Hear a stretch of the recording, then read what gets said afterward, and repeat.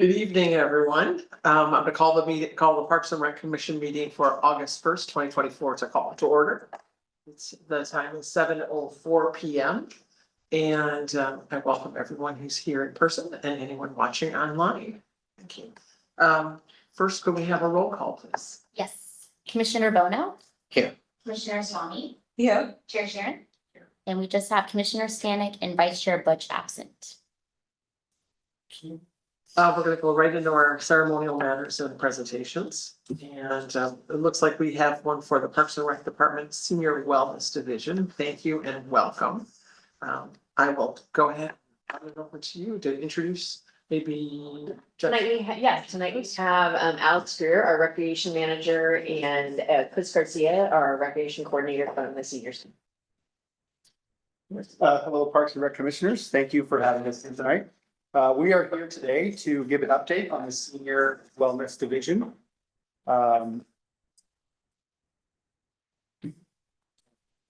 During this presentation, we will highlight specific programs such as our travel program, our intergenerational engagement, and enrichment classes, as well as provide a recap of our recent Health Expo in May and give an update on facility rentals and our current sponsorships.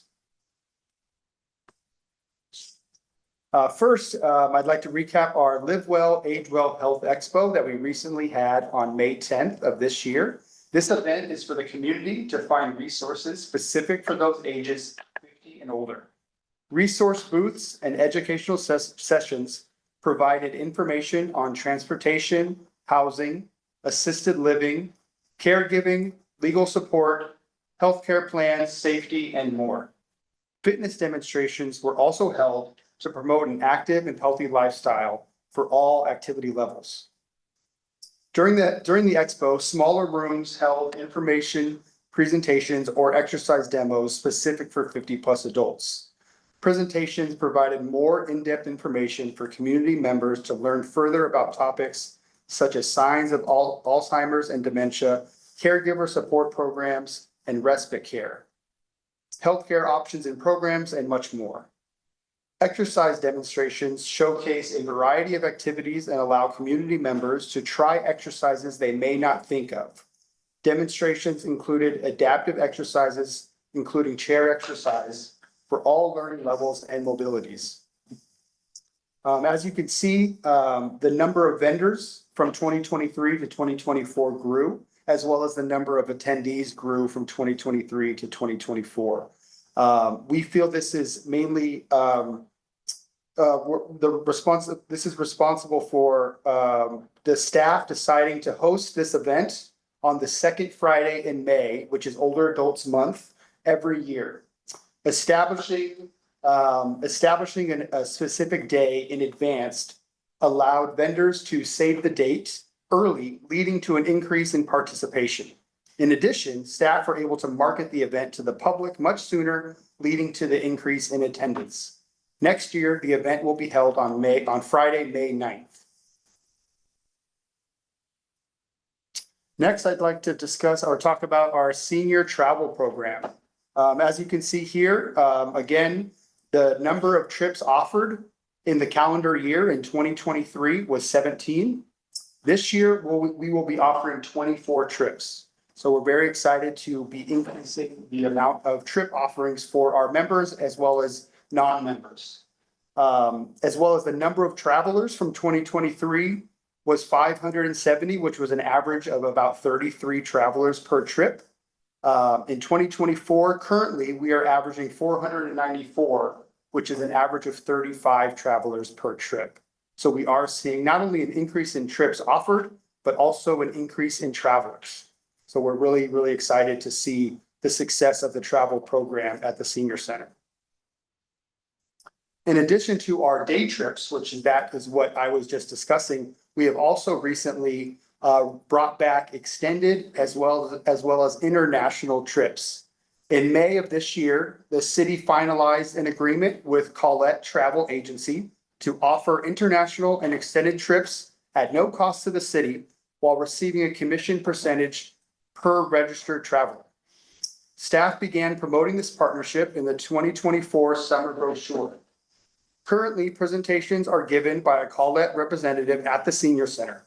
The purpose of these presentations is to offer information on upcoming trips, answer questions, and provide registration assistance. As you can see in the 2025 trips that are planned are Iceland in February, America's Music Cities in April, Portugal in September, and then Southern Charm in December, which is a lot of the southern states, Georgia, Florida, states like that. Currently, we have 6 registered for Iceland, 4 registered for the Music Cities, 2 registered for Southern Charm, and none right now registered for Portugal. Again, this has only been a few months of promoting and having these presentations, but we're already seeing really good numbers for these extended and international trips. Next, I wanted to talk about our intergenerational engagement. We have 3 major events that we have done this year. One is the Techie Teen Assistance. Techie Teens connects tech-savvy teens with seniors in need of technical support. Teen volunteers provide support for seniors at the senior center twice a week from June through August. This program is free to anyone 50 plus and offers tech advice and assistance in a stress-free environment. All teen volunteers receive community service hours. Also, on March 18th, 2024, the Cupertino Parks and Recreation Department hosted Gen Connect, an intergenerational mixer. More than 40 local high school students and seniors gathered at the Cupertino Senior Center to take part in this community connecting experience. The day was filled with great conversation, lots of laughs, and a variety of engaging activities. And lastly, on June 21st, 2024, the Cupertino Parks and Recreation Department hosted its 2nd annual Disco at Dusk with more than 120 attendees, spending the evening enjoying tunes, dancing, and engaging in various activities. Kona Ice was also on site, serving up delicious shaved ice and keeping everyone cool on the summer night. And there's some few pictures for you to enjoy there.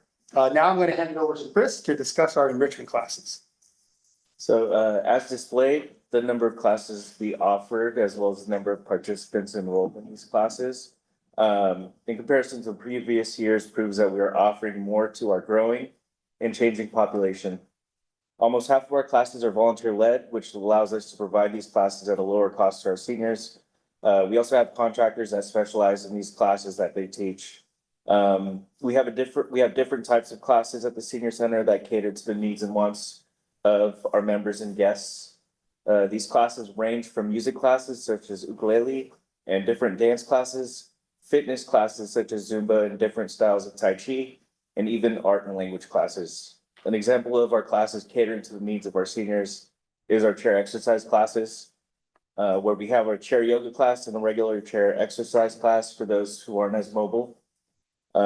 Some classes to look forward to in the upcoming sessions are conversational Mandarin level 1 and bingo size.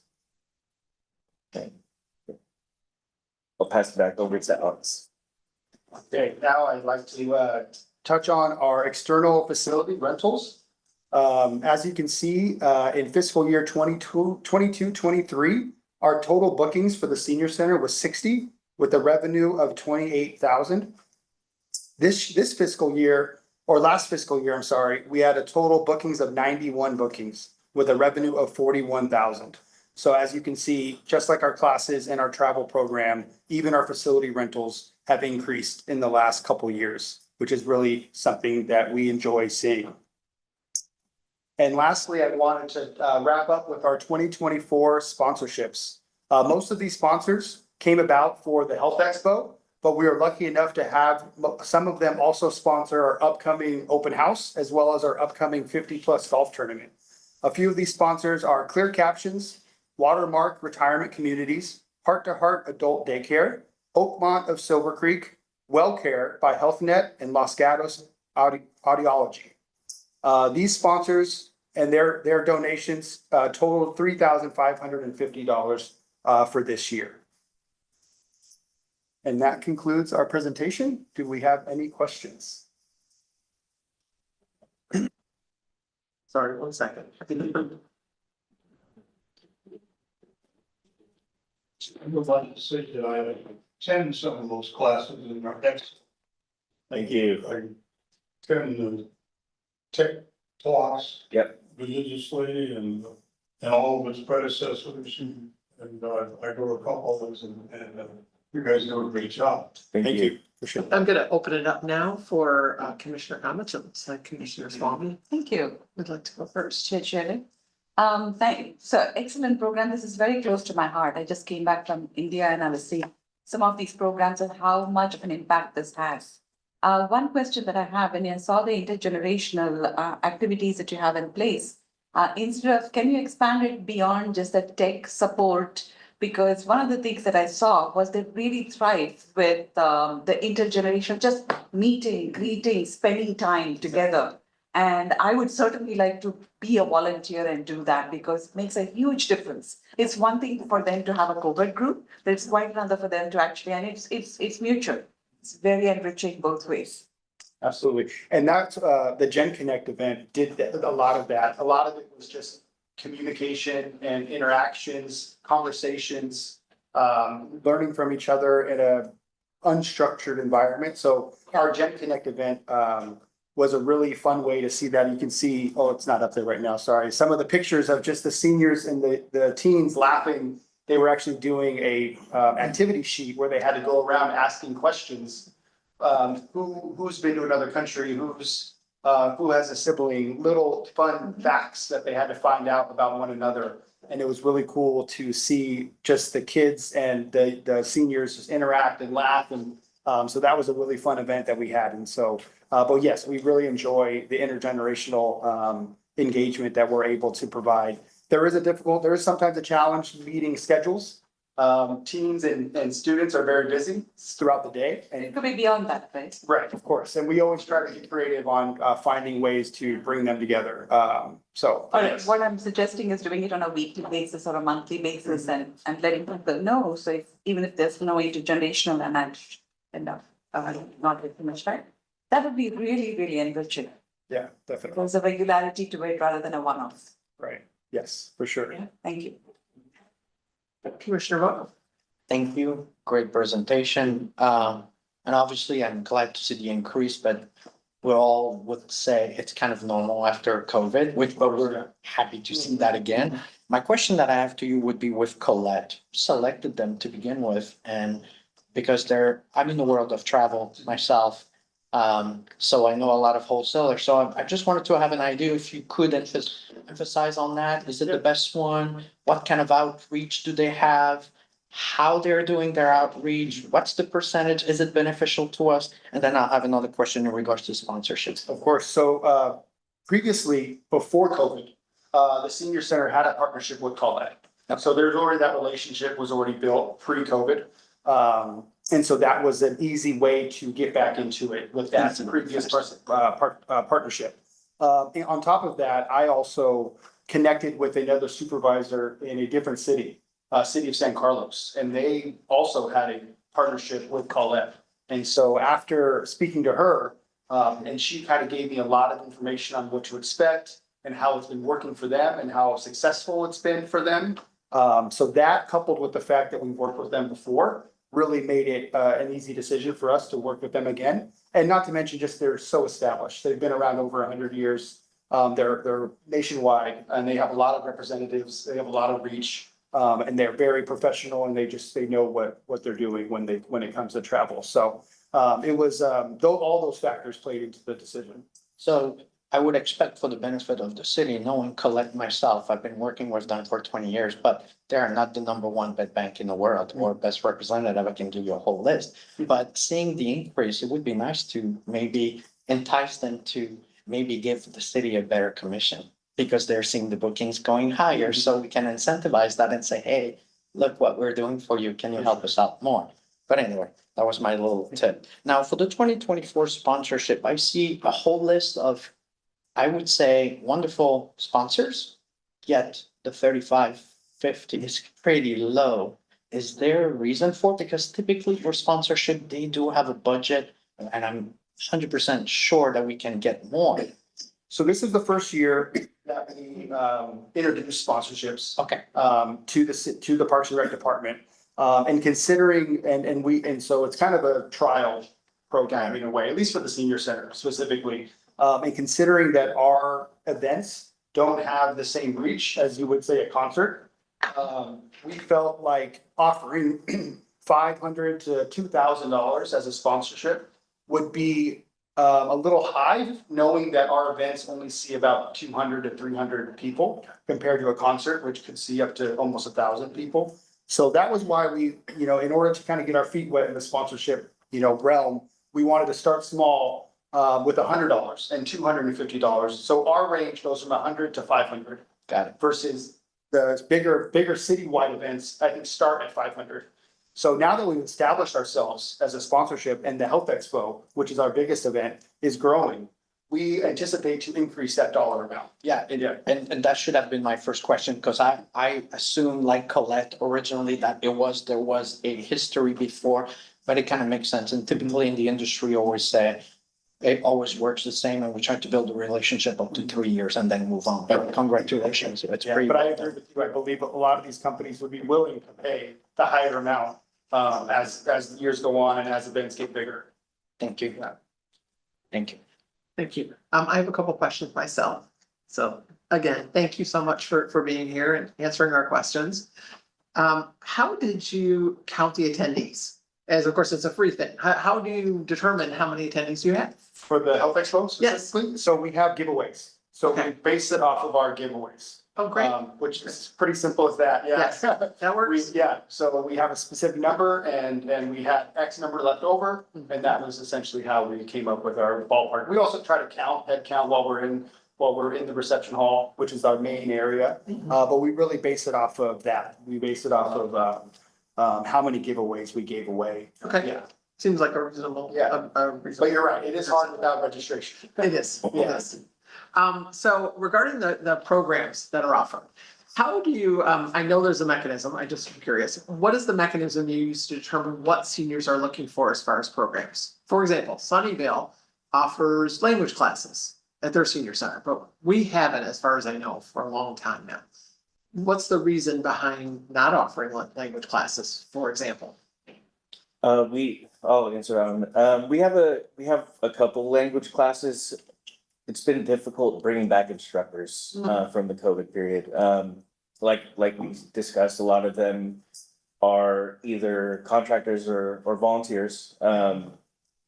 And given, the budget situation, getting a contractor is not my first instinct in getting, instructors. But whenever there's, we have these volunteer orientations, that my colleague runs, and, that's where she gets an idea of who these people are and where they can assist the senior center. Like I said, we're gonna have Mandarin level 1, conversational Mandarin level 1 coming up. And that was due to that connection from the volunteer orientation and just getting an idea of what their expertises are if they did want to teach something. This individual in particular was someone who has experience as a teacher, and is also native speaker that way. So kind of go hand in hand. So, just for us, it's either, seeking out people who are volunteers and seeing what they can provide for us, or, getting feedback from our seniors through our surveys and, trying to go out and seek those specific classes that are needed. Okay, so tell me more about the surveys. Oh, surveys, it's basically for every program, whether it's classes or special events, like our monthly birthday bash. There's a section at the bottom of that, where people are allowed to, ask for specific things or, any other programs they would like to see at the senior center. And that's basically where we get the ideas to try and go out and get those programs for them. Okay, great, thank you. So one last question about sponsorships. Are they for specific purposes, like specific events? Or are they more like you're donating to the senior center in general? So the way that the sponsorship opportunity application is structured currently, it's based on our 4 major events, which is the Health Expo, Disco at Dusk, the open house and the golf tournament. similar to, the rest of the department where I believe they have it as, tree lighting, I think is one. The concerts, I'm not, yeah, there's like, there's other, there's multiple kind of applications for each division within the department, but most of it's event-based. But it doesn't mean that someone can't donate items or things like that too. It's just, but that's what is good about the sponsorship opportunity application. It could be, formed and tweaked in ways that the sponsor could, that it's still where we can benefit. So, but primarily we're looking for monetary donations or monetary sponsorships. Yeah. But we are open to other sponsorships as well, if they're interested, and we can form the application to fit that if it is something we feel would be beneficial, if it's not, monetary. No, I was thinking more of like, for example, a lot of the local companies around here do match it. If you donate a certain amount, they match it, which can really be powerful. You donate $1,000, all of a sudden you're at $2,000, which is a lot of money. So, is that a possibility for the senior center to do something like that? And I'm not certain about the nonprofit status or anything like that. It could be, yeah. Okay. I think anything is possible for Okay. sure. Like I said, it's still a fresh, Yeah, of course. opportunity that, yeah, exactly. So I think there's a lot of room for it to expand for Okay. sure. Great. And it would depend on what it falls under. There's a Mhm. donation policy and there's Right. a sponsorship policy, and Mhm. they're different. And so depending on what they're doing, and then for a sponsorship, once it hits $500 and up, there's a whole new set of rules that we have to follow, and insurance that all these things they have to provide us that makes it a little trickier. Would it be possible, I'm asking Jenny here, would it be possible to just have a brief review of what those rules are and how it all works? Because I think a lot of the public would probably be interested in that. We attach, I believe Jessica sent the sponsorship policy Okay, in the agenda packet. Yes. So that calls out. yes, but you said there's different rules for different levels and things like that, right? For donation, Donation. I mean, for sponsorship. Well, I think what she was specifically saying is once it reaches a specific dollar amount, Yeah, more of an agreement kicks in versus if it's under 500, okay, just the application is required, which is one form. okay, Once it reaches 500 or more, then it needs insurance requirements and an entire agreement needs to be formed and signed and agreed upon. to Yeah. give you money. Yep. Okay, Yeah. this is all new to me. Yeah. Okay. Wonderful. Thank you so much. I think we're going to go to public comment now. Do we have any more time? Oh, on my- Chef, you. Oh, I'm so sorry. I Yeah. can't see your line. Okay. Commissioner Swanson, you have another question? I think we.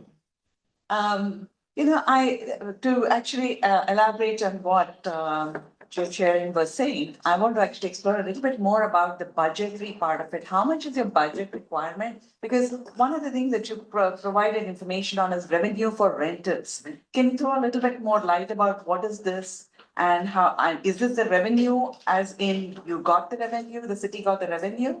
Is that what you're talking about? Correct, yeah. Right, but what about the expenditure for this, and do we see any deficits there, or do we have a need for budget? For example, we're talking about teachers and how they need to be brought back. If we cannot bring back those teachers, can we hire other people to come in and give language lessons, for example?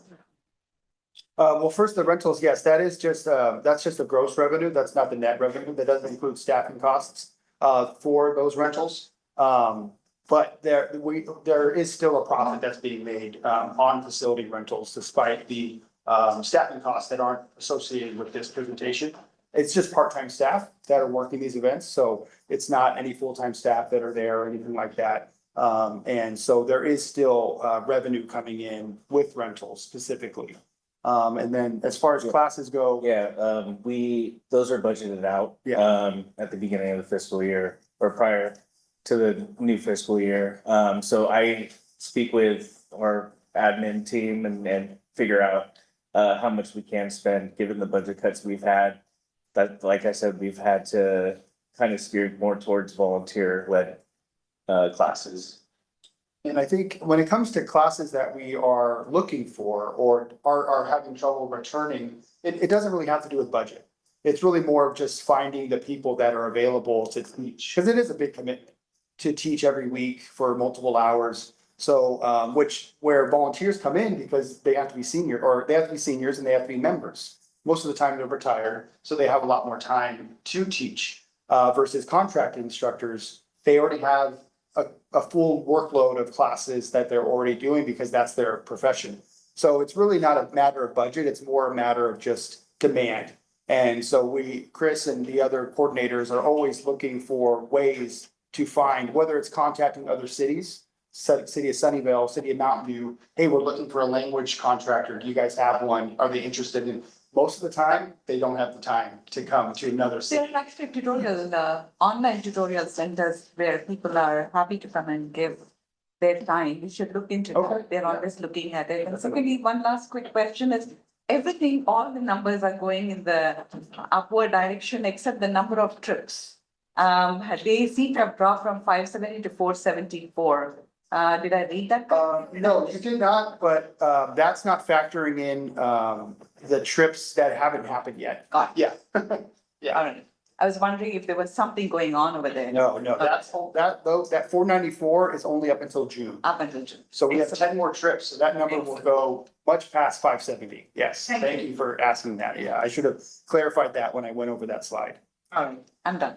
All right, Commissioner Vaughn, Last question is the outreach. Is Colette doing the outreach alone, or do you think that the city could get even more people involved by doing additional mailers or something? Because obviously, if it goes to the uptick and works, do you feel that there should be a little bit more of an outreach in order to grasp or inform the residents that that is what we have that could be interested in, like secondarily, or is it just Colette doing that? Well, we're doing that. We're doing outreach. Yeah, we're Okay. promoting in our brochures. And then obviously within our center, we're promoting it very much. I mean, as you can see from the picture that was up, there was over 40 people in that presentation. And that was just from one brochure that we marketed in. So the word is definitely getting out there. I'm not sure, I would assume Colette is also marketing it as well. Obviously, it's their trips. But no, we are definitely marketing it using our methods as well. Yeah. Thank you. And I believe we'll be marketing it at the open house. And any events that we have that are open to the public, we also are ensuring that word is getting out. Thank you. Thank you. All right, I'm gonna go ahead and open it up for public comment. Do we have any speaker cards? We have one speaker card, and so welcome, Bruce. Welcome, Bruce. My name's Bruce Parsons, and preface it a minute ago, I love some of your programs. We've talked once before about my concerns about the liability waiver. I just wonder if I'm the only guy in Cupertino that thinks that that's an insult and an outrage and unethical and embarrassing. I wonder if anybody else has not signed up or has walked away because of that. Not to my knowledge, no. And I know from my experience working in recreation for many years, those waivers are standard. Throughout any city that you would go to, that's, providing recreational activities. So, and that comes straight from our city attorney's office. Talk to him. Yeah. He doesn't understand it, but that's my personal opinion. Okay, I'm just curious. I don't want things. Thank you. Appreciate that. Thank you very much. Okay, I'm gonna open up just for a 1 minute summary comment. Are there any comments from the commissioners? I could go on all night when we talk about travels, but I'm very happy. I'll just say I'm very happy the uptake and you guys are doing wonderful. Thank you. And this is a subject I'm very passionate about because I have one mother who's senior and I would love to keep talking about it, but I will definitely engage with you offline. Absolutely. Look forward to it. And I'm heading into those years. I'm a member of the senior center and I appreciate all of your efforts and it sounds like you're really moving in the right direction and providing some valuable services for our residents. So it is really appreciated. Thank you very much. Thank you for having us. Yeah, thank you. All right. You want to move on? Thanks, guys. If you want to stay, you're welcome, but you don't. You have to go. All right, next we're going to do, go ahead and look at our minutes. We're going to approve our minutes. I actually have one specific change to make to the minutes. And is there anyone else before I do that, I Mr. reviewed them, but I Swami, didn't see anything to change. and I think, not certain if you were there. I was not there, but I read, and the You can- minutes as well, I saw the tape, the YouTube video. Awesome. Okay, my change, I'm gonna send it to you right now, Jessica, but first I'm gonna read it. Okay. It's regarding the project plan for Lawrence Binney. And I just wanted to change it to, I'm thinking project team, that's all the same. She added that the concrete pad, and I put in brackets, because I assume I didn't actually say it, because I assume you're getting it right for the future restroom facilities. So that it's clear that I'm talking about the restroom concrete pad, not some other concrete pad. Gotcha. It's an excellent compromise given the needs to be more, et cetera, et cetera. So I will send it to you right now Perfect. and, would anyone like to make I'll make a motion to approve. Before we do that, can I have just one question, Of because I course. was not there and I read this. Yes, When we talk about the restroom, did we also talk about, I didn't see it, but was it included tacitly, the water facilities, where people can drink water, the water fountain, Water fountains, yeah. so to I speak? don't think it that was covered or discussed was as it- part of the restroom facilities at all. I would recommend reaching out to Susan Michael and she can tell you about, Okay, I was because just. there's every possibility there's other water facilities within the park. If it is, In the like, concept, I should say that, or that might I be didn't beyond see it, scope. but I was wondering if it Yeah, was tacit. Very good. Yeah. That's true. Yeah. Very good. Okay. I'll make definitely move to approve the June 11 special meeting draft meeting minutes with the changes that you made. Thank you. I will second it. Okay. Can we call a vote, please? All right, Commissioner Bono, Yes. Commissioner Swami, Yes. Chair Sharon, Yes. motion carries with 3 yes and 2 absent. Okay, I assume you don't have any postponements. No postponements. And do we have any oral communications? I did not have any speaker cards, but if you'd like to speak on a topic that's not on the agenda, you can let us know. Okay. Okay, Great. no oral communications, Okay, do we have any written communication? no written communications either. Obviously, we're gonna switch past old business because we don't have anything listed.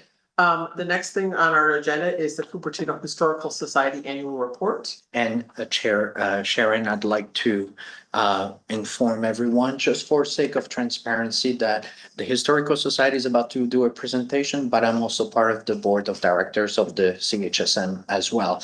And while it has no issues, it's an unpaid position, I just wanted to be as clear as possible. Thank you. Yeah, tonight we have Manuel Valerio and Bruce Parsons here from the Cupertino Historical Society and Museum to present on it. I'd just like to make a comment, and this is based on last year, and of course, it's based on what I've said, is that we won't be reviewing any of the specifics on your, your expenditures, et cetera. This is merely a presentation. Just. Great.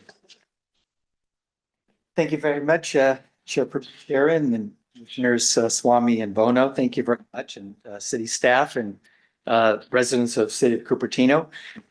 Bruce and I are delighted to be here. Again, I am Manuel Valerio. I'm the Executive Director for the Cupertino Historical Society. And this yourself. I'm Bruce Parsons, I'm the treasurer and on the board of directors therefore, and firm believer in the museum. With that, and thank you for your prefacing comments. We do realize that we're not here to approve any specific budget. We're here to fulfill our obligation or commitment to the city per the grant agreement, where we would come and present information to the Parks and Recreation Commission and therefore to the community at large. So with that, if we could go to the first slide, just a quick overview. We'll give a brief presentation on the annual report. We'll talk a little bit about our fundraising activities, current and planned, and then, of course, projects and programs that we're doing now and that we hope and aspire to do so in the future. Next slide, please. So as you can see from the slide, the Cupertino City Council and the City of Cupertino have generously provided our Historical Society with $40,000 grant to help with the carrying out of our mission to educate and inform and provide information to the community about the history of Cupertino. Our expenses for the purpose of the report break down to three categories you see there. Collection management, management obviously of our collection of artifacts, documents, and historical materials. Community outreach, in which we interact, of course, with the community at large and with our membership and other organizations here in Cupertino. And then the curatorial or exhibitions portion of our budget, which encompasses the rotating exhibits that you'll see in the museum periodically throughout the year, as well as in maybe any other pop-up or satellite programs that we may do from time to time.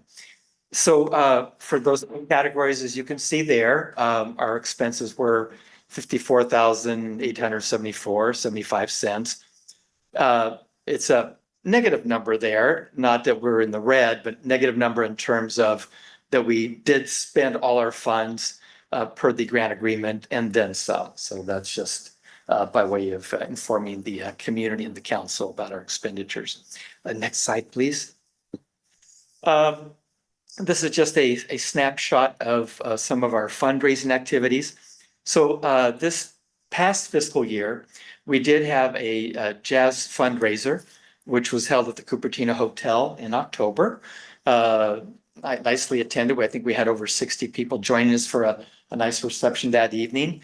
This was beyond what we normally do. I've been with the organization for a year now. My understanding is that on an annual basis, there is usually one large fundraising program. Often in the past, it was a barbecue or a barbecue picnic, outdoor type of fundraising activity. But since I had come on board and there was no executive director at the time, we did not have one earlier in the year. So we did have one in October, as I said, at the Cupertino Hotel. Bruce, you can correct if I'm wrong. I think it might have generated maybe 5,000, give or take, a net. No, it was a little bit more than that. I think we had like $12,000 to $14,000 net on that. Netted on that one? Yeah. Okay, great. So smaller than what our typical barbecues have been in the past in terms of generating revenue, but still very helpful to help us carry out our mission and to provide us with much needed revenue. And then, oh, go ahead. We would not have netted that money if we hadn't been so graciously entertained by Bono giving a swimming demonstration as a challenge that secured a large donation from Apple. Thank you for. There's a story which I would like to hear. And we can comment or we can let Commissioner Bono say it for himself as we move along here. But recently, as you can see by the date too, we did have a dinner, which substituted for what in the past often has been a barbecue outdoor event. This year we did an indoor event, which is right here at the Quinlan Center in the Cupertino room. And it was titled the Sip of History Dinner. And we do have a dinner program here, which we could pass around if commissioners would like to look at it. I know Commissioner Bono is well familiar with it. It was probably attended by about 80, 85 people. And Bruce, I know the numbers are not all in yet, but would you like to give a ballpark figure of what we have thus far in the accounting?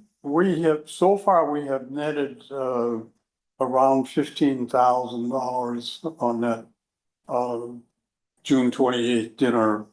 I'm a little remiss in some of the funds from places like PayPal are not all in yet, so I got a little bit more work to do, but I know that we netted already $15,000. Excellent, excellent. So the two fundraisers have helped us to generate obviously much needed income to continue on with some of the programs that we mentioned in the earlier slide. In the item number 2 there, these are again programs that we do, we reach out to members or people in the community. If they would like to also help sponsor or donate towards, for example, some of these particular programs to help put on the traveling trunk, which goes out to schools and educates children about the history of Cupertino and our environs here many years ago. Oral history program, we continue to record histories from prominent individuals in the community, and our collections management is obviously to help us to cover the cost of digitizing artifacts or documents and having them in a database and online. The Stevens Creek signage program, this is one that has predated my coming on board. It's still a work in progress, but we certainly welcome donations to help us do signage along the Stevens Creek Trail that will give people a history of the area and various aspects of the trail area. And then the Monte Vista Walking Guide is something that's near and dear to the heart of one of our advisory board members, a longtime resident of Monte Vista. And she and some of our staff are working on developing a walking guide or continuing to improve upon a walking guide of the Monte Vista area and that portion of Cupertino. Bruce? A quick comment on the collections management activity. Manny mentioned that we're doing some I never could say it, digitization of all of our records with several objectives, but one of them is to be a resource center for people writing articles, books, whatever, on the community. And that in fact has started to build some momentum. We are currently supporting, I think, 3, maybe 4 people that are doing research using our digitized files to help them write books about Cupertino. So it's kind of a new endeavor for the society to actually be helping do research, you know. But before we had everything piled in boxes and in file cabinets and it wasn't terribly accessible, but now that we're mostly done with the digitization project, we can find those things quickly and easily. And so it's an emerging area, help us, as Bruce said, people who are doing scholarly research or even research for their own families' histories and interests. Item number 3, community outreach fundraising. We have a series of programs we've done this past year called Tavern Talks. You may have seen publicity about it or come to one or heard about it. Essentially, they're an opportunity to gather at a local business establishment, obviously a tavern, a pub, a restaurant, a place that would serve food and beverages. And we would sell tickets, and we'd usually have some speakers come and present on some aspect of local history, perhaps either about that specific location in which we're congregating or about the area in which we're in.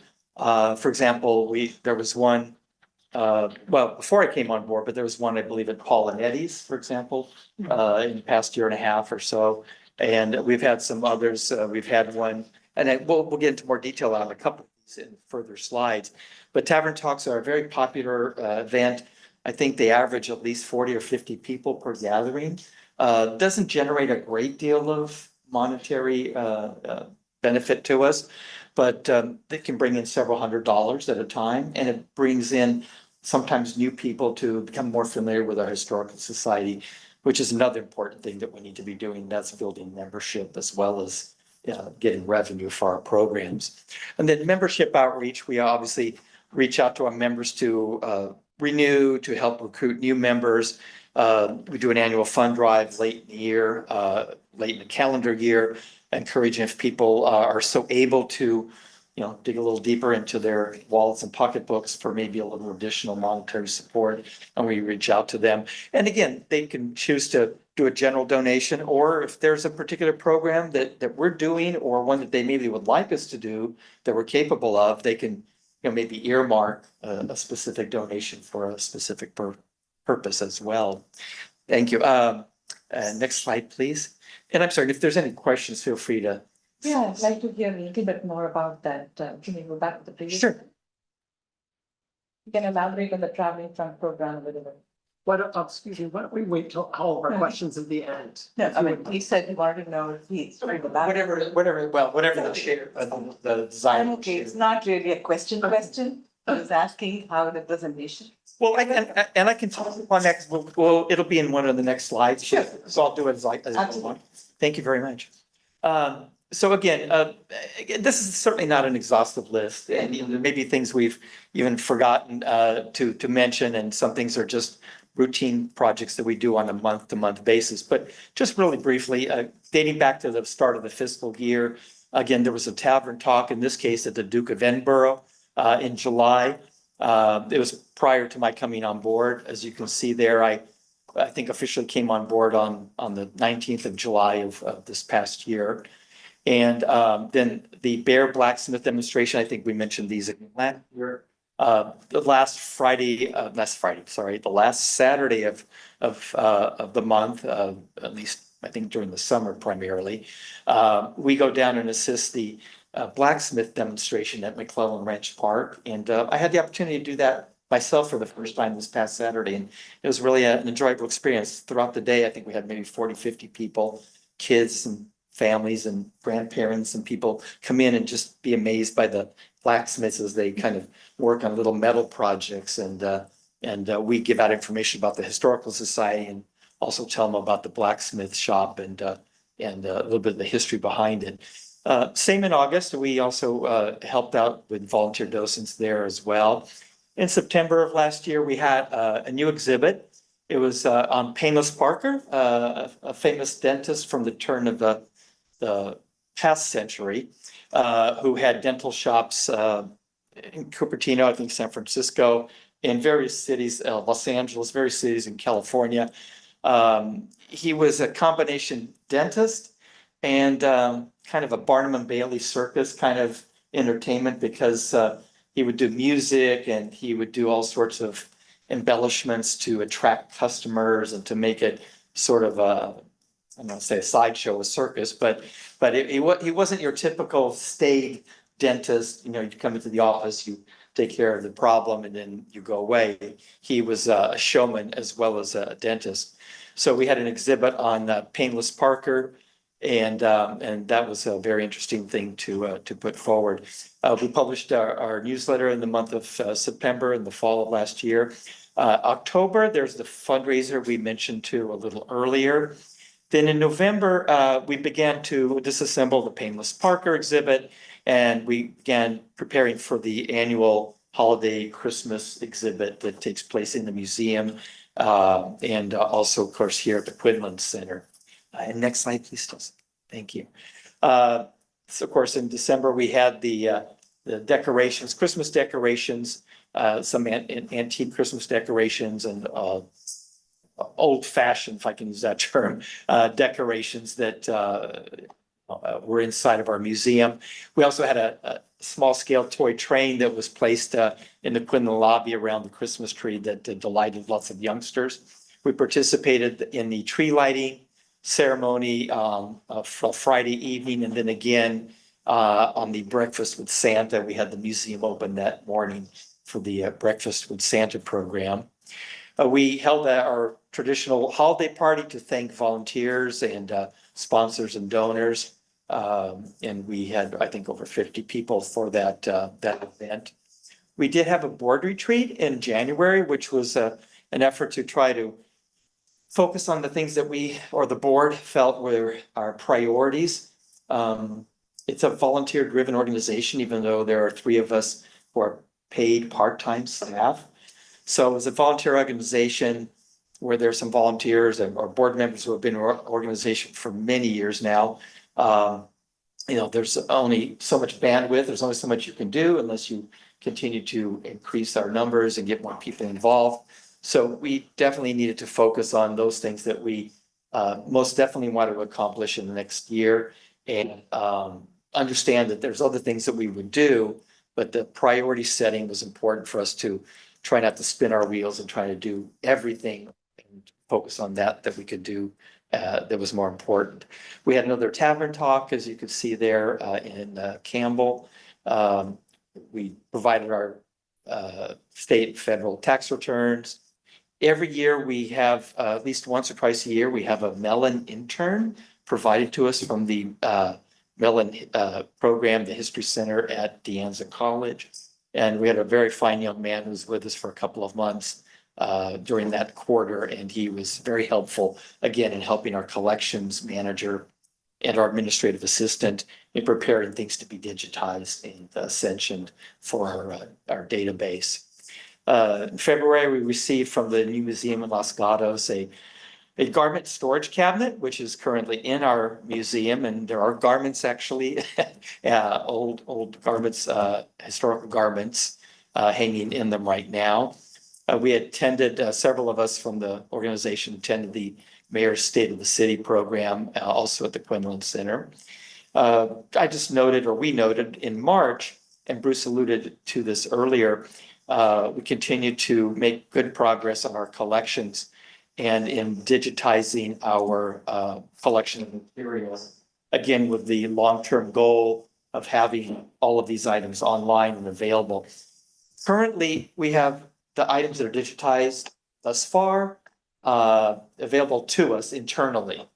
Hope is that maybe later this year, we can actually go to a web edition where members of the community can go on and themselves browse through our digitized collection of documents. So that then it's a research opportunity for people to go on there. We still want them to come in person and be part of the organization and come and see the exhibits that are here. But this is a great opportunity for people, whether they here or across the country or even across the world, to be able to look up some of our historical materials for Cupertino online. So we're keeping our fingers crossed that we can make that a reality before this calendar year is over.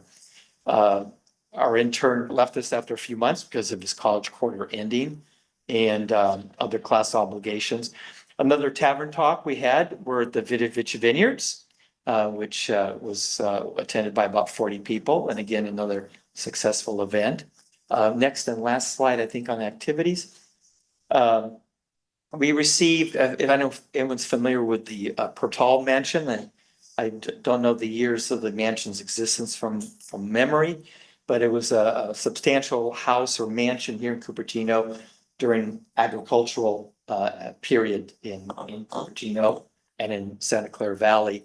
And we received from Mr. Yamaoka, whose family bought the property that the mansion was on, the mantles, fireplace mantles, that I guess are easily over 120, 150 years old, perhaps, somewhere in that range. So we have that currently in storage, and we'll figure out how to exhibit that at some point in the future. In working with other community groups like the Sister Cities, Toyokawa Cupertino Sister Cities program, we participated in the Cherry Blossom Festival, which was on the 27th, 28th of April. And we counted, and maybe we miscounted by a few people. I could have rounded up to 2,000, but I wanted to be legitimate. We had apparently 1,998 adults and children who came through the museum sometime on Saturday and Sunday of that weekend. So it was really a great opportunity to get people to come to our museum. For many of them, the first time, and for others, a chance to come back and visit us. We had some office construction inside of the footprint of our museum. There was an enclosed 8 foot by 8 foot, I believe, office that was built from floor to ceiling to create a more enclosed office space for our staff to work from, and with the intention of trying to make it a more efficient office environment for our staff to do their work on the days that they're physically present here in the museum. We held our annual membership meeting in May as well. You can see there we have a new slate of officers for this fiscal year.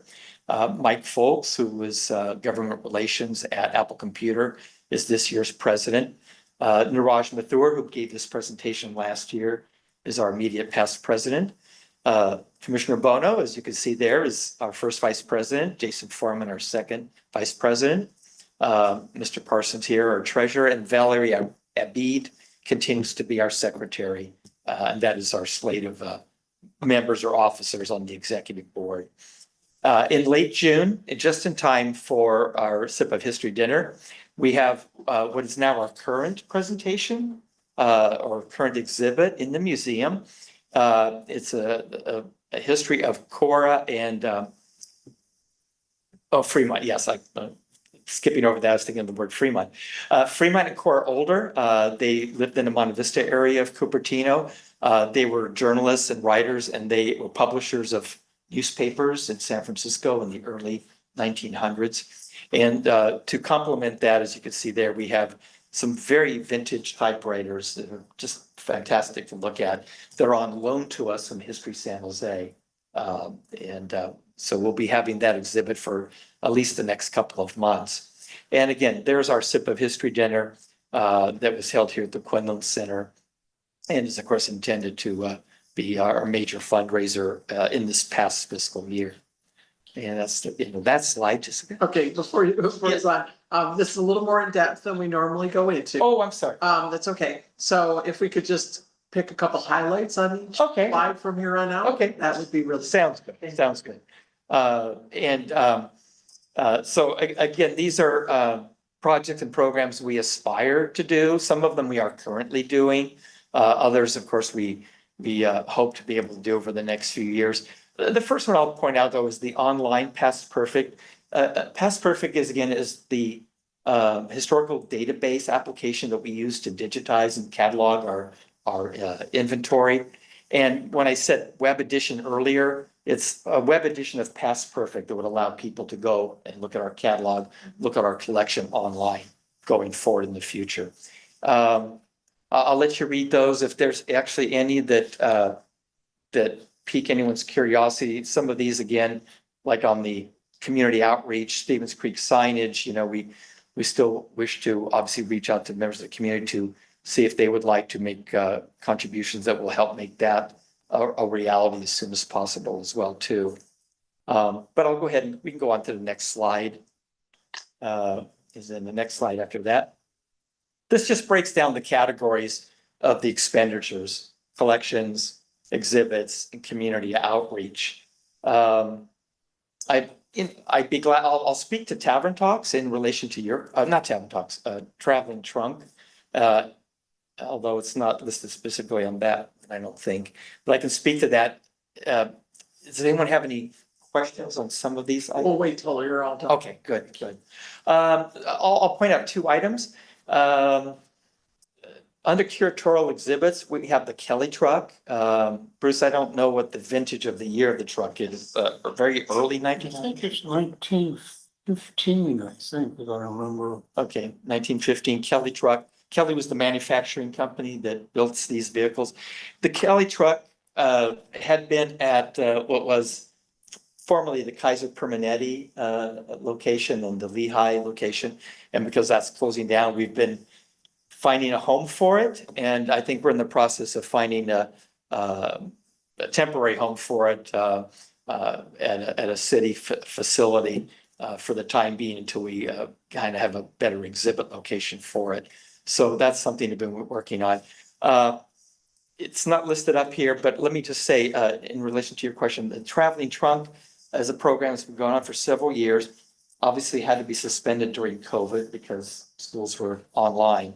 But we have a couple of volunteers who oversee and coordinate the Traveling Trunk, and they'll take a small cart and they'll take literally a couple of trunks, and they'll have household items or utensils or artifacts, things that would have been used in the community or businesses or in a home well over 100 years ago. And they'll talk to the children about this and ask them, do they know what this is? And they'll give a history of those kind of things and the history of how people lived and how they use those things in the community. And we haven't done as many in this past year as we did pre-COVID, but I believe we've done at least 2 or 3 again. And I think we're getting more interest from the teachers now that COVID has passed, and hopefully not coming back in any major way anytime soon. I'll stop there. If you have any other questions or comments, sorry if I went into too much detail and read things that you could have read for yourselves, but anyway. Thank you. Okay, I'll open it up for questions. See that button's gonna go. Commissioner Swamy, we'll start with you. Thank you for your presentation. Oh, sorry, 5 minutes. 5 minutes for questions. Thank you very much, Chair Shell. Very detailed presentation, really helpful. One of the questions is I noticed that there was the slide where you had a lot of expenses, which is all good, but one question I had is how much expenditure, how much budget are you allocated? Because for example, I saw the speaker programs was $30,000, was that right? Is there something to that effect? Right, and that is in, yeah, I think that was in the slide that had community outreach speaker programs. Again, these are, we have had speakers in the past. We've had recent speakers at our tavern talks. We haven't had, as we did in pre-COVID yet, speakers giving larger presentations like authors of books or people who have has historical knowledge about some major events that would be of great interest to the community in general or to people involved with the Historical Society. But we would hope that over the next, and again, it says 3 years or more, that we'd be able to have a speaker program where we can invite people. And so, again, it's not obviously, it's a financial guesstimate as to what those kind of things would cost to put on several speakers or a few speakers every year for the next, say, 3 years or so. And to be able to either compensate them if, if they're traveling here or if they're looking for a stipend or an honorarium or that sort of thing. Or for that matter, if we're renting a facility in which to hold the presentation and all the costs that might go with it. So as far as the speaker programs, those are the kind of things we're envisioning, but we haven't done it as much as we did in thinking pre-COVID years. And so that was your cost pre-COVID, $10,000 a year? Well, I don't know if Bruce, if you can make any comments to that. It's before my time. And I know that the finance committee had put these figures together, actually even dating back to last year's presentation. So I don't know if you have anything that you can comment on that or not. We estimated that it would take about $10,000 a year to get a couple of speakers in, to get some hardware, some public press and video equipment to, properly record them and advertise and promote them. And we guesstimated they would cost about $10,000 a year. We didn't dig much deeper than that. A good speaker, we've had a couple, pre-pandemic. We had one on, train tunnels in the Santa Cruz Mountains that was on, it was video. I don't know if it was Zoom. I can't remember it was, exactly, but it was accessible from your home. We had a huge attendance, remote attendance of that. But it did cost us a couple $1,000 to put it on, including the speaker. I mean, that sounds reasonable to me, $2,000. So I think, I'm thinking that if you're thinking of 2 speakers with Zoom and all that, probably your budget might be, could potentially be half of that, because I've seen in large conferences, when they invite speakers, they're just happy to come, so long as they take care of the expenses, they don't really Right. expect an honorarium. Right. So But your cover the budget costs. will potentially come down. The second thing, everything else seems fine, that, and the second one that stood out is oral history. What is that? Can you talk to me a little bit about what is the expense and what are we getting out of it? The Well, budget? again, part of the expense was, and I'm the guilty party. I'm the one that estimated these expenses. And it was, unfortunately, it was about 1.5 years ago. And I won't remember all the details, but we needed some hardware. We needed some portable electronic recording equipment. I know you can buy it for a couple $100. We also wanted to do video recordings if we could. We wanted to. I don't want to say digitize, but we wanted to type up those talks and be able to digitize them and put them in our research files. And the whole process, as I remember, I think we estimated like one a month. And we figured it might cost $500,000 to do it. The big cost would be not the recording, but the typing up, and I use an old term, the typing up and publishing a document. I've done some research on some of the colleges back east that do oral histories, and they wind up with a book. Essentially, of this, they don't find different people's histories, but they come, you know, like a manuscript, I guess is a better term. And it was just an estimate. You know, that cost might come down significantly currently based on GenAI. You can get really good transcription as we speak, and you can just have someone just review that to just clean it up. I mean, technology is just advanced so rapidly Right. overnight. And could diminish costs. And diminish cost significantly. It could also summarize it. It could give you a detailed transcript. It would do a number of things for next to no cost. Okay, we're. But sorry. that's where my time is ends. Yes, that's the end of your time. Mr. Bonner, questions? Another question, just a final comment. Why don't we wait till we do comments then? Oh, This is sure, for- absolutely, this is because it clarifying was not a question, time. absolutely, Yeah, no exactly. questions I whatsoever. have comments too, but. Okay, got it. Okay, I don't have any clarifying questions, so now we're going to, I assume we don't have any, but from the public who would like to speak on this topic. So now we're gonna go into comments from our commissioners. Commissioner Bono, which is. Just wanted to clear the comment. Yes. Indeed, we need to preserve Cupertino's history. And when you hear about fundraising, I did in October 2023, I was asked to jump fully clothed in the pool in order to fundraise on behalf of the Historical Society, for which I did. There you go. I just wanted to clear that up. Anything for Cupertino. Lovely. Thank you. Thank you very much. Thank you for your presentation. My comments, very detailed, beautiful presentation. Thank you very much for all the work you do about the city of Cupertino, and really appreciate all of that. And yes, we absolutely need to archive and keep it alive. So kudos to all of you and thank you. Thank you. Great, I just have some final comments. Thank you so much for taking this history of our city. I think we all really appreciate all the work that you do. I loved the dental exhibit.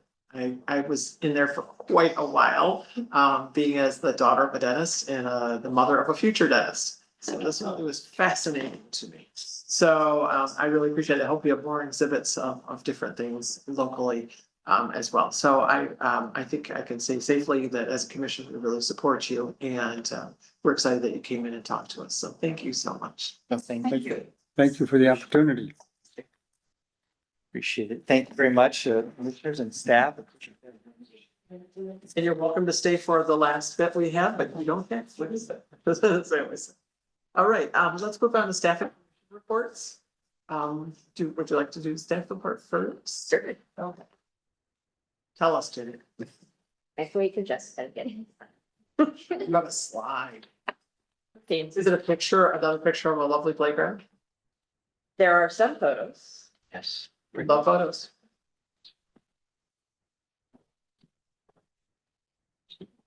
Thank you very much, folks. Thank you very much. Right, council has adopted the Lawrence Mitty Park and Trail Project's initial study mitigated negative declaration and approved the final conceptual design. Next steps include design development and regulatory permitting that are scheduled to begin this month. 2 benches have been installed at the Jollyman Park DOLA as part of the park amenity improvements. On July eighth, there was a small groundbreaking ceremony for the all-inclusive playground project at Jolleyman Park. Construction is scheduled for completion in the spring of 2025. More information can be found at cupertino.gov/Jolleyman Playground. Movies in the Park begin tomorrow night at Creekside Park and run every Friday through August 23rd. And this is the last weekend for free Shakespeare in the park. Performances are this Saturday and Sunday at 6 p.m. in the Memorial Park Amphitheater. Next Thursday is the last concert in our summer concert series. Concert begins at 6:30 p.m. in the Memorial Park Amphitheater. And donations are now being accepted for the Senior Center's annual Hidden Treasures event on October 24th. Event information and a full list of acceptable items to donate can be found at cupertino.gov/hidden treasures. The Senior Center will hold an open house on Friday, August 23rd from 10:30 to 1. People can learn about the programs and resources offered and meet the Senior Center staff. And the Fall Recreation Guide is out and registration is open. City offices and facilities will be closed on Monday, September 2nd in observance of Labor Day. Blackberry Farm Golf Course and the Sports Center will have normal operating hours. That's it. Could you tell us when the Blackberry Farm pool is scheduled to close? And then, of course, when will there be a pooch plunge? That will be in my September update. Okay. But the pool, I believe, closes Labor Day weekend. Don't quote me, maybe. And Pooch Plunge is usually towards the end of September. September 7th. Oh, so early. Oh, it's for. Okay. September, Oh, because I think the pool is closing. yeah, September 7th at 9 Oh, AM clear. to 12:45 PM, 45-minute increment blocks. Okay, do any of the commissioners have, an update on events that you attended this month or anything like that? Would No, you you like to can go go first? first. Oh, I did send some videos and in the picture, obviously I attended Shakespeare in the Park. It's a wonderful event. It's so well attended and I provided the video, as you can see on the back. I tried to be as good as they asked not to take any pictures of the performance, so it happened before, and there was a little video I took as well. My observation is that Shakespeare in the Park does not like to have pictures or videos taken. However, personally, I feel that it would be so much better publicity for them to have snippets put out there so that it would allow people to be more interested and to come. But it's well attended, and it's a beautiful event, and I'm so glad that we have this in Cupertino. Thank Yes. you. I agree. I absolutely second that. And then another observation I wanted to make is Cupertino Parks so well attended and used compared to, I mean, just the other weekend, we went to the, what is it, on Wonder Lake, is it? Murdoch Portal Park. The entire park it felt like it was just reserved for just us, the 10 of us, which is such a travesty because it's a beautiful area. Whereas it's in Murdoch San Portal Jose, Park? Murdoch Park. It's on near Wonder Lake. Murdoch Portal. No Murdoch Park. Murdoch Portal Park, I think it's called. There's Portal on Portal Avenue, No, it's on Wonder Lake on San Jose side. then that's not ours. That's not ours. Yeah. That's exactly my point. What I'm saying is Cupertino parks are really. Got it, I understand. It's like, that's not our park. I got what you're saying, and you're absolutely right. I get it. So what I'm saying is, I think it could be, I mean, we are doing an amazing job advertising and there's, that this exists. This is a huge resource and that park is also huge actually. So I want to actually really call out that the whole set of staff and all the activities and efforts and also beyond the staff, like Shakespeare in the Park, Mhm.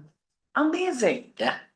What a Great. community bringing together and a cultural enhancement Yes. as well as social enhancement activities that we have. So I want to actually call that out, that we're doing a great job in Cupertino. And I forgot to mention, and I'm sorry, just wanted to say, I even got an email from some residents that were so thankful for the benches. Right. So that was very nice Yeah. to see. And I think we all get the email. Then Commissioner Bono, this was the video that, Oh, yes. sorry. No worries. It was before the other. Look at Yeah, the number those- of So It's it's about like when I was well there. attended Very, very, very. and well presented. It's honestly such a beautiful, wonderful thing to have in our city. That's right. Thank you for playing it. All right, mine is, I went to Shakespeare in the Park as well. It was fabulous. I did get pictures, but I forgot my phone. My husband has pictures. But with one of the performers, they're perfectly willing to take pictures after the performance. In fact, forgive me, I'm not gonna remember the names, but the guy who played he was the fairy, and then he was also like, whoever he was amazing. So anyway, I got a picture with him. Yeah. Also, I attended the council meeting that Jenny talked about, regarding the Lawrence Committee. Wait, no, forgetting it, I didn't. That was Carol. She filled in for me because I was not feeling well that night.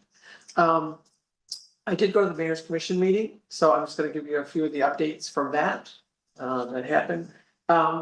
As you probably all know, the city's reached an agreement with Sandhill, if you aren't aware of this, about impact fees. And about what's gonna happen at Velco. I just encourage you to go to the city online, and it'll tell you more information about that. There is going to be commission update at council, which is kind of it's a new thing for the commission, which means that each of us will be coming in. I will be doing it for our commission this year. On September 17th, it will be the audit committee and BIPED, housing and library on October 1st, and then we and teen commission will be coming in on October 15th to the city council. So it'll be a brief update. Thank you to Jenny, who has provided me with some slides already. She's right on top of it. So it'll be a quick sort of thing, 5 minutes, overview of what we've done this year and what we normally do. So nothing exciting. Audit committee discussed the enterprise risk assessment final report.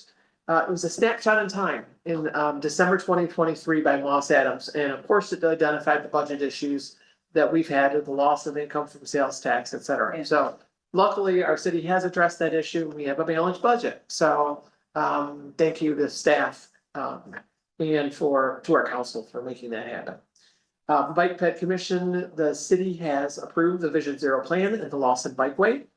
They were both recommended by the commission and were approved by the council on July 9th. The planning commission has reviewed and made recommendations to the council regarding changes consistent with the sixth cycle housing element, including specific zoning code changes, zoning maps, part of the city specific plan, et cetera.